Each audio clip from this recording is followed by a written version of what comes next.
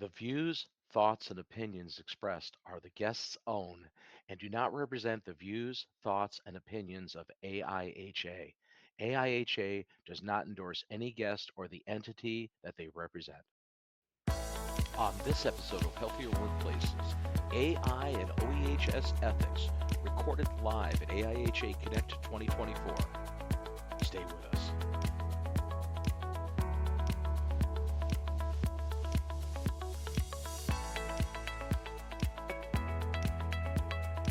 This is a profession that gives back to society. You are literally saving lives in the workplace. That's what an industrial hygienist does. We are conducting this work to ensure that the workers are safe on the job when they're wearing that NIOSH-approved respirator. But industrial hygienists are really dealing with invisible hazards that sneak up on you. Healthier Workplaces, A Healthier World, highlighting the impact on workplace safety. Watch the series at AIHA.org.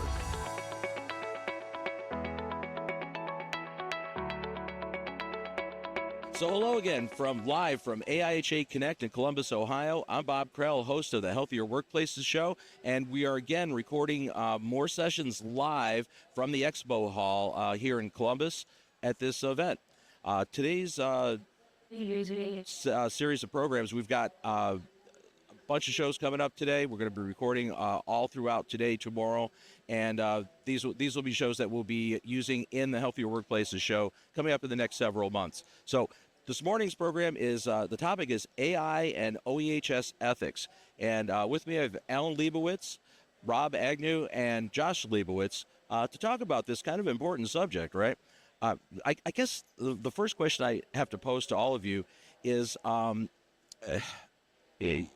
are some examples of AI, I guess, tools that are currently being used in OEHS practice? And, are they actually improving productivity? I'm not sure how many are actually being used in any kind of broad sense, but certainly I think all of your different language models are being used by some practitioners in ways to try to automate some of the more mundane tasks. I think the session we're going to talk about today is, can you summarize health effects of a particular chemical? And so instead of having a, industrial hygiene professional sit down, review literature, write a summary, can you have this automated by, ChatGPT or one of the other ones? And does it do a decent job? And I think that's the question we're really exploring here today. Yeah, I think the premise of the question, when we think about what tools are being used today, you really have to think about AI has been used for a very long time. I mean, this isn't new. Some of the sophistication of the tools that we use now have really increased.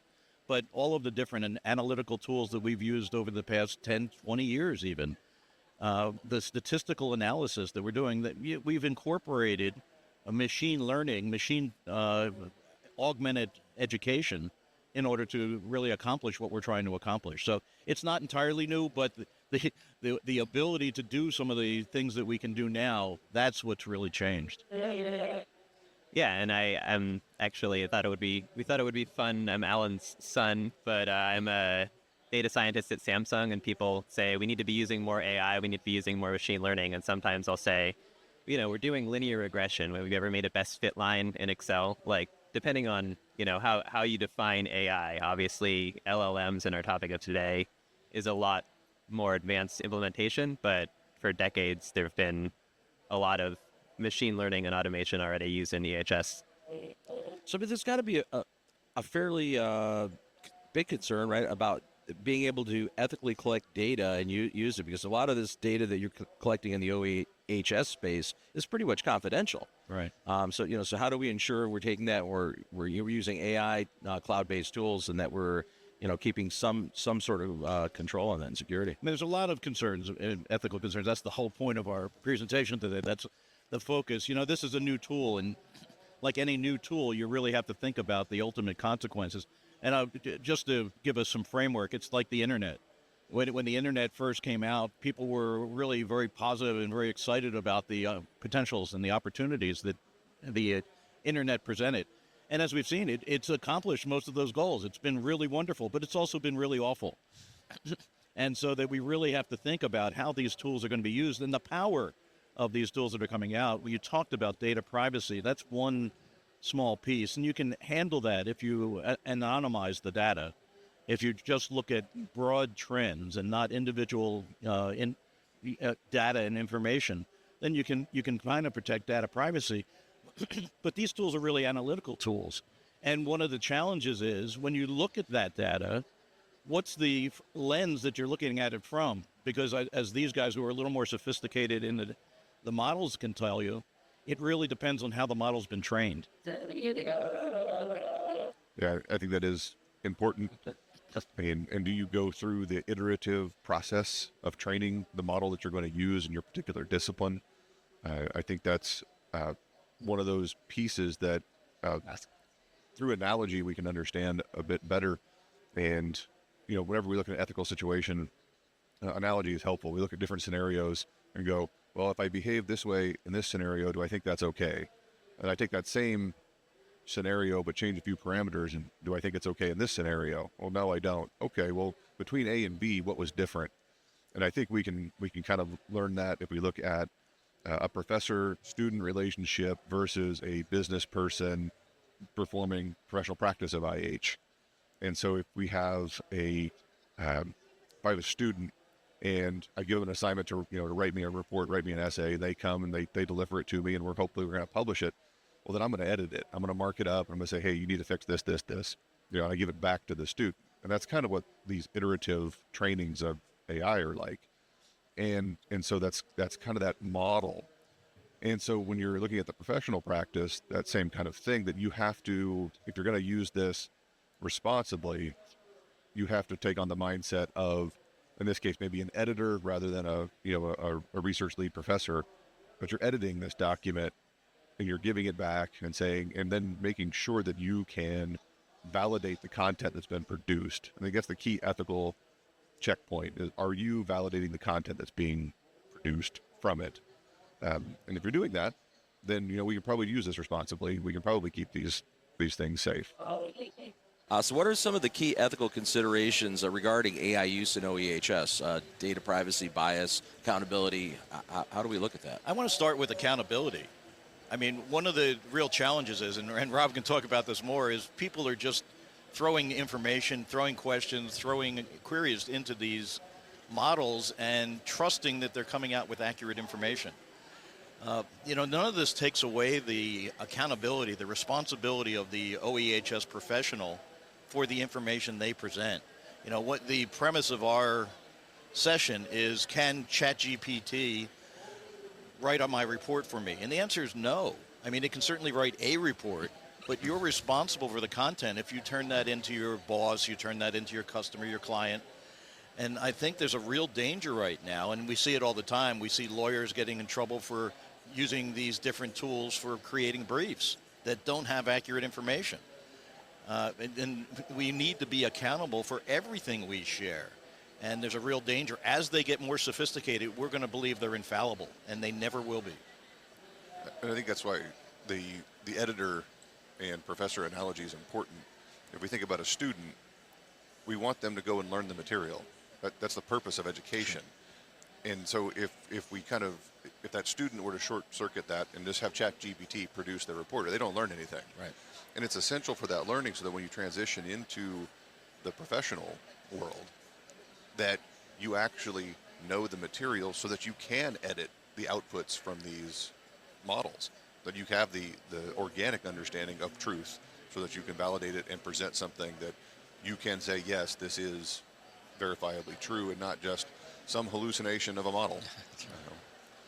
Yeah, and I mean, speaking to the privacy aspect as well, I think as Alan spoke earlier about anonymizing the data that's put into these models, a lot of corporations, I think, are moving towards using in-house GPTs and large language models rather than working with OpenAI or other corporations, just because even though a lot of these organizations say that they're not using the data that's been sent for training purposes, there's always a risk, especially if it's HIPAA compliant data or other personal data. You want to be careful about where that data is going, and if possible, keep it to an in-house model, and consider that as well. Do you have some examples on how these AI models can be trained on these massive data sets? I mean, I would think AI gives us the ability to really analyze just robust amounts of data that would have been really difficult to do manually, right? To have just direct human analysis. And what are some of the implications, that would have with the decision-making process? Yeah, and so this is really where I think the big jump that we saw when these ChatGPT models got released, the amount of data that they can be trained on and that these models are built on, it's just unimaginable corpuses of data. I mean, not just all of Wikipedia, but all of the internet has basically gone into a lot of these models, and that's what the P stands for in ChatGPT. It's pre-trained with a large amount of data, and then the risks that are associated with this, I think, at the end of the day, these models are, the objective function of what they're trained for is making a reasonable response that sounds like human language. So the fact that they could answer these broad questions about anything that's available in its training set was almost a side effect of the fact that they were training these models to be able to naturally complete human language. And so it's going to reflect the bias of the majority of what it reads. So if whatever's the most prevailing opinion on the internet, even if that's not necessarily based on scientific fact, is going to be what it's most likely to answer with. And so there's that bias that's going to be inherent. Is a concern. That's potentially problematic, though, right? Well, it's real. Take it to our profession. If you go on the internet or you go and start using one of these tools and ask a question about something that's really controversial, asbestos, silica, something where there's a large body of legal information, did you have this? Can you call me kind of stuff? But if that's the majority, if it's all the lawyers who've put out information, that's how the answer is going to be given to you. I mean, and Josh and will probably correct me, but to my mind, all these tools are really sophisticated word processors. They just give you the information that's most likely to be true. And not even true, because truth isn't really a relevant concept with you. Most likely to be the next word in the answer.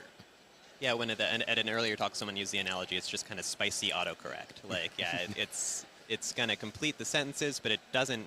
I think we'll get to this later, but it doesn't have an understanding of fact in the same way that humans would.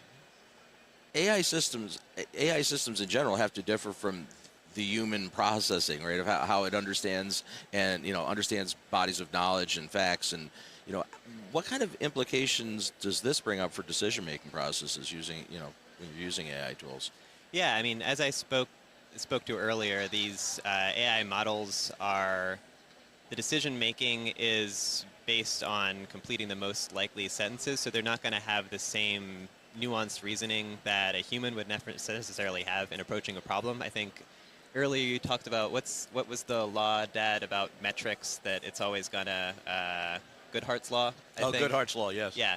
So all of these models are basically only as good as their objective function, which is, in the case of LLMs, they're optimized for answering something that most naturally sounds like human language. But there's a lot of cases, like, for example, robots or AI that's been optimized to finish a computer game, and you try to get the highest score, they've found that they'll pause right before the game ends just so that they never lose. Like, if you're not very careful with designing an objective function that makes sure that these models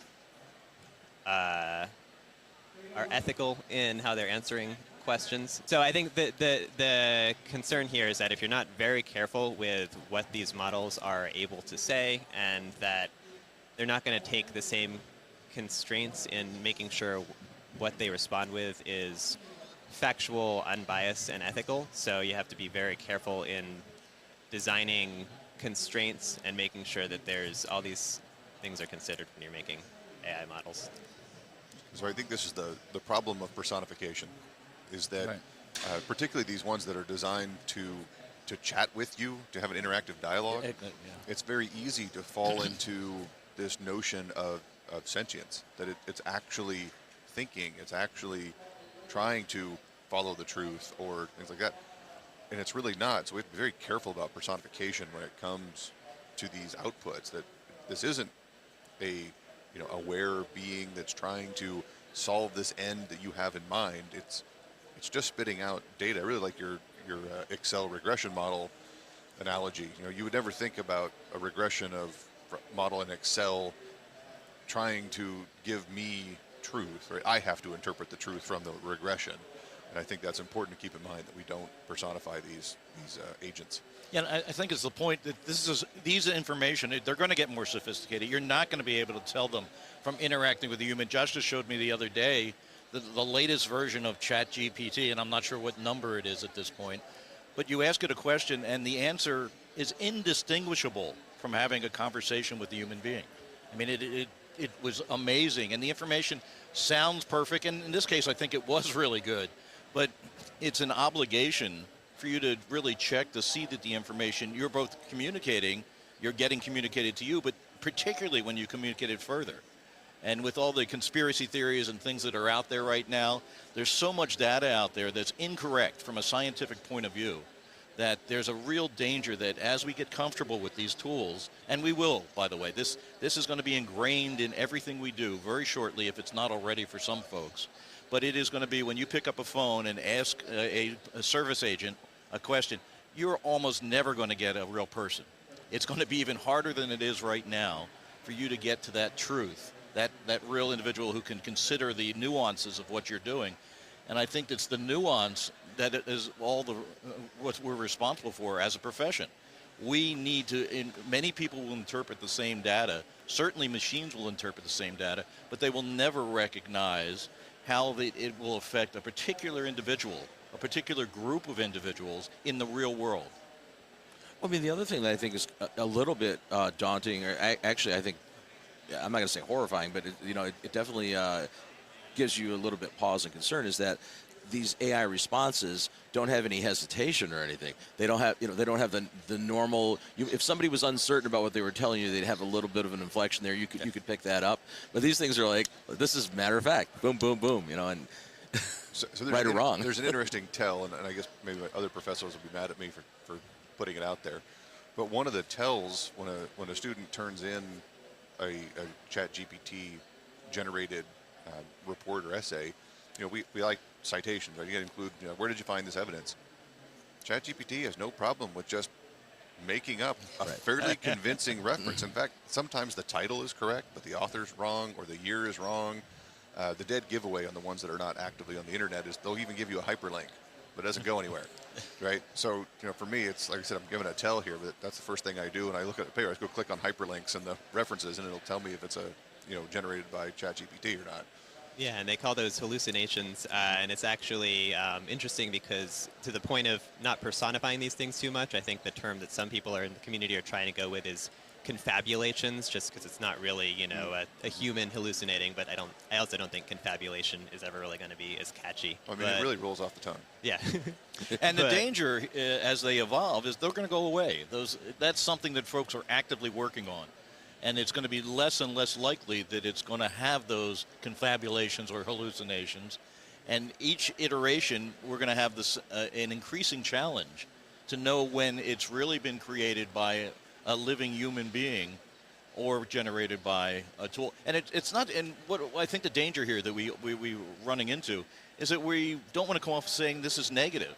These are going to be wonderful tools. These are going to really advance the profession. They're going to make very positive impacts, but they are not going to be a panacea. And we just have to be careful that we recognize the limitations and we don't create bigger dangers by just accepting what we're told.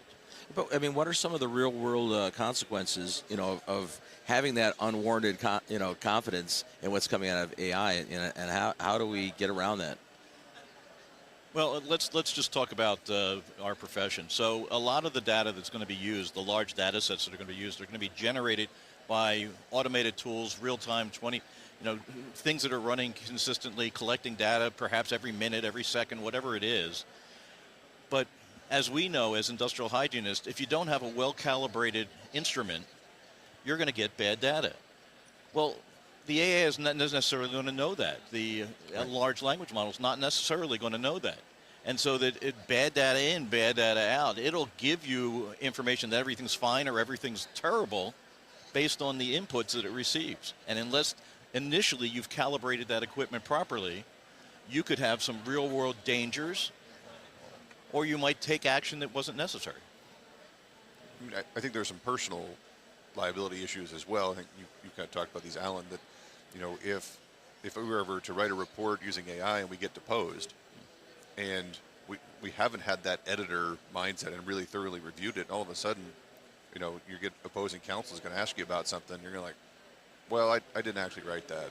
That's right. You're going to be in some hot water. Yeah, that's there going to professionally. be hard to reconcile when you're sitting there in a deposition. And this isn't theoretical, by the way. Yeah. This has already happened in various courts of law. I'm only aware of cases where it was the lawyers who did it, but I certainly can imagine, the more input, the more output you can provide as a consultant, the more lucrative it is. And if you can take shortcuts, there are people who will. And that doesn't mean that I will never look up something using a large language model, but I will never just include that whole cloth into a report, because you're responsible for everything that happens. Yeah, it's certainly, there's ways it's useful. Like if I'm going to help me accelerate a literature review to start, if I have to write a white paper or something for a client or like that, it certainly can help cull information in, but it still has to be curated.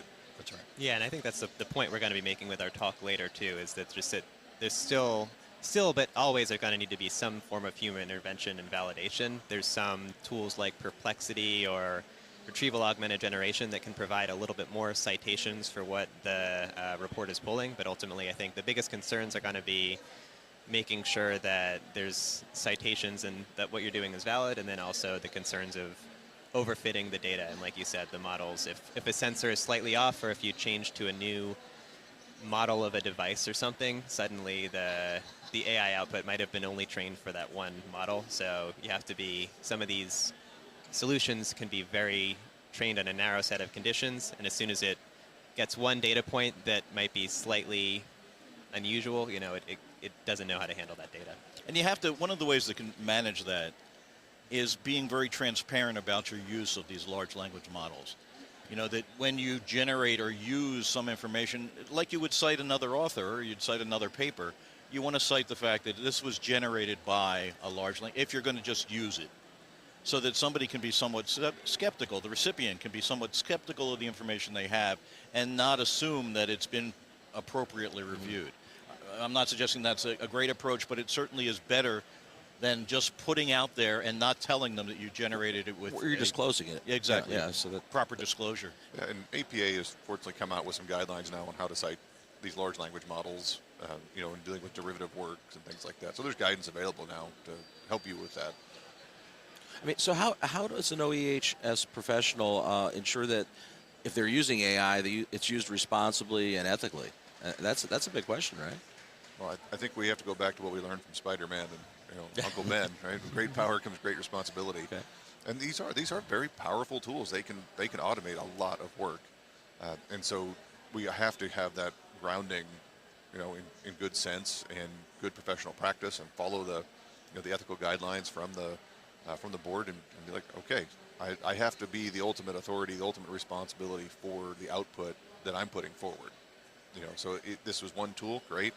It's just like, if you put your air sampling data, well, I'm going to put the model, the manufacturer of the model, the serial number, when it was calibrated, it's the same thing. Here's a new tool, and now you've got to have that same diligence that you would in using any other tool in your disposal. Yeah, and it really depends on the use case. Like, I don't think anyone would be concerned about the ethics of using ChatGPT or an AI to help you write an email, or help rephrase some language. It's when critical decisions are being made, especially, hiring, if there is inherent bias in how the model might be trained, or, life or death situations, that's when, you're really going to want to have human validation and, additional. Yeah, and to that point, I taught a metrics course yesterday where I talked about, the consequences of your decisions. And so if you're talking about lighting levels in a room and you're having ChatGPT decide, should it be 50 or 60, or should it be, there's no, if you get it a little bit wrong, there's no real consequence to that. But if you're talking about exposure to a really toxic material, you should never use automation as the only way you look at that. You want to be having real-world machines, detectors that you can hold in your hand or someone wears that you want to validate that in multiple ways rather than just using one tool. And this is just one tool to make those kind of critical decisions. You know, I think you see this in a lot of professional practice where, you know, no individual sends out a report. You know, you see a lot of, you know, engineering firms, consulting firms, someone writes it and then you have somebody else do a quality control check on it. And that practice just needs to be even more diligent in this era, that if we are using this additional tool, that we make sure that there's maybe that primary author editor, but there's always got to be that secondary person that's looking at it and validating it before it goes out into the real world. How are some ways is AI, you know, or some of the ways that AI is currently affecting worker health? I mean, it's already in use. We're you know, it's currently being used in all professions, really. Well, it's really limited. This is a kind of a nascent time. I mean, we're seeing an explosion of what's going on. I think it's happening in both ways. I think there are practitioners. In fact, I'd be surprised if there were any significant amount of practitioners who haven't at least played with this, haven't at least looked at it. Remember, as has already been pointed out, it's been used for a long time. Sure. It's just the level of use and the sophistication of use that's changed. It's also a challenge because now the general public has access to these tools. And it's like the, you know, physician heal thyself, or, you know, the worst doctor is the worst patient is the doctor. Well, the people who are looking up things using these tools and believing what they see are now coming in to their industrial hygienists in their facilities and saying, why aren't you protecting me from this deadly consequence? When it may be an issue, and it's not bad to raise the issue, but you know, there's such a distrust of science right now. Sure. And people are more willing to trust things that they see on the internet than they are the people who they pay to make scientific opinions. And that's going to only be exacerbated by these tools that make it easier to ask questions without really understanding that there's a true scientific foundation for the answers. I mean, I don't have to do this anymore, but I used to have to write like the weekly or the monthly safety minute. And I can imagine this would be one of those tools. If I was doing that today, I would be leaning on. Oh, yeah, absolutely. Or maybe not to even write the whole thing, but at least like, hey, give me a list of 52 safety topics to write on. Like, it'll, you know, spit it out for you. And I know this isn't going to be real, I mean, in the future, but right now, I don't feel there'll ever be a time in my career where I would just take one of these and just supply it as the answer to any question I was given. I think that would be very dangerous. Now, who knows how, maybe in Josh's time, there'll be a time when it gets sophisticated enough you can actually, and we'll have Hal, you know. That was coming Hal to mind kinda, then. you know. I was thinking about that, open the pod bay door. Yeah, you know? yeah. How, Well, or Terminator, or those. I mean, those things are things that people truly worry about. I mean, it's all science fiction now. Is it totally unfounded though in the future? I mean, I don't know. I mean, I think we can see that science fiction, throughout its entire genre history, has looked at new technology and said, hey, we need to be careful about this. So, you know, we had Frankenstein's monster with electricity. We had Godzilla with radiation. I think Swarm was Michael Crichton had one for AI, and of course, you know, go on into the ones we just mentioned. In science fiction gives us this kind of tool to explore these ethical questions and to set that alert out there. Say, hey, don't just go into this without thinking about it. And so I think our science fiction authors have a very good societal role in making our awareness that we shouldn't just say, hey, Alexa, do my taxes for me, right? There's probably should be a professional CPA involved in this, so that things don't go awry, and we can't get out of the pod bay and things like that. Yeah, I mean, it's interesting, like, if you read Vonnegut's first book, Player Piano, like, it was written right around the time when there was a huge concern around automation. Is this going to be taking away people's jobs? Are we no longer going to be able to do manual labor because we're going to be relying on the machines? And it's interesting how much those conversations of that day parallel a lot of the concerns people have for AI and these LLMs. So it's going to be interesting. I think that the human element is probably never going to be eliminated entirely. So, but there are real fears. I mean, the fear of Skynet in Terminator. I mean, with the drones that people use, there are capabilities in drones right now that the drones could make onboard decisions about where to attack. and that's something that's against different conventions, but the opportunity is there, and somebody potentially can explore it in a very dangerous way. Yeah, it's potentially problematic. Yeah. Well, but that's true with all technology, isn't it? Exactly. We call it in AI research our P-doom. Like, what's your probability that you think that we're building, the next Terminator or Skynet? So. Wow. That was a really upbeat way to end it. It really was. Maybe we can put the positive one at the end here. I don't know. I don't know. It's any closing thoughts, summation here. But I would say it's certainly just like you said, the internet. We can embrace new technology. We can use it for its right purpose. But we have to listen to our conscience. We have to listen to our sci-fi authors, and we have to really approach it with a jaundiced eye, so that we are curating that data and making sure what we're doing does comport with truth and good ethical values. Yeah, I think the ethics and it's considered. It's something that's being considered, I think, in a lot of companies, but we have to make sure that all of the outputs from these tools, we make sure that they're ethical, that we consider the bias that might be inherent in the responses in them, and that humans are considered in the loop from the output, and that's something we're always focusing on. But I have to say that I'm really excited about the potential capabilities here. I use it now to identify things I might not have thought of. Sure. When I'm writing a document, I'll ask it the same question that I'm exploring, and it'll give me a list of different issues I should consider, and quite often there's one or two that I hadn't really thought of. And I think that's really valuable.